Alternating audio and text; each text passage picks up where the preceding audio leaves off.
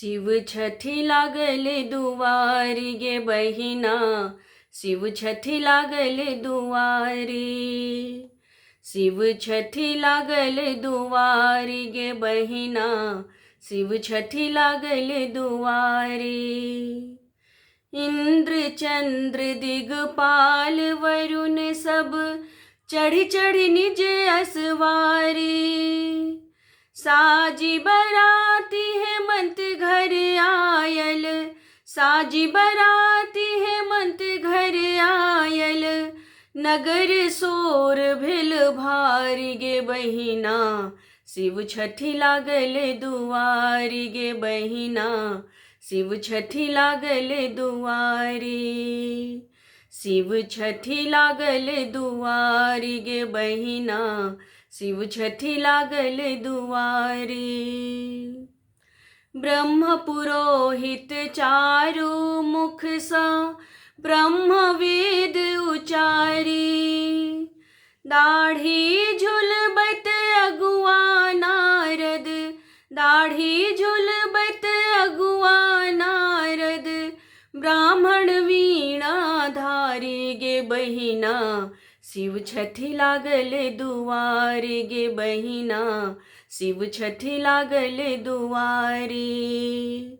शिव छठी लागले दुआरी गे बहिना, शिव छठी लागले दुआरी।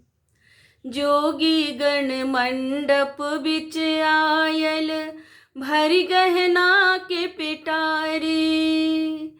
जखन ससरी मंडप बिच आयल, जखन ससरी मंडप बिच आयल।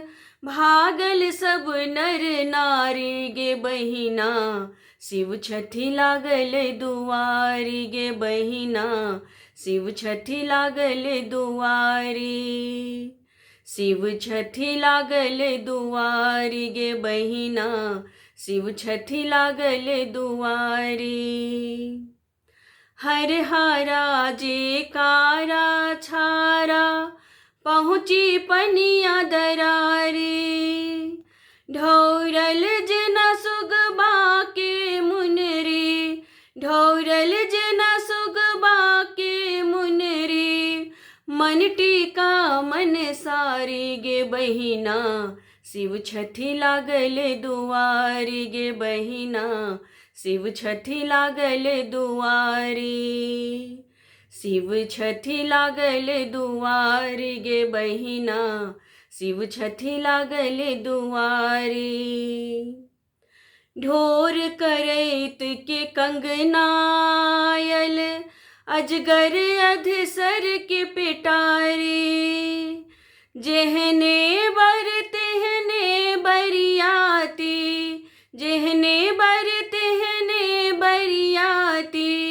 तेहने गहना सारी गे बहिना, शिव छठी लागले दुआरी गे बहिना, शिव छठी लागले दुआरी। शिव छठी लागले दुआरी गे बहिना, शिव छठी लागले दुआरी। मैनावर के परिछन चलली, लय कंचन के थारी। पटकी आरती भवन परेली, पटकी आरती भवन परेली। नाग छोरल फुफकारी गे बहिना, शिव छठी लागले दुआरी गे बहिना, शिव छठी लागले दुआरी। शिव छठी लागले दुआरी गे बहिना, शिव छठी लागले दुआरी। शुभ शुभ भेल विवाह भोला के, हम गाबै छी नचारी। शुभ शुभ भेल विवाह भोला के, हम गाबै छी नचारी गे बहिना, शिव छठी लागले दुआरी गे बहिना, शिव छठी लागले दुआरी। शिव छठी लागले दुआरी गे बहिना, शिव छठी लागले दुआरी। शिव छठी लागल दुआरी गे बहिना, शिव छठी लागल दुआरी।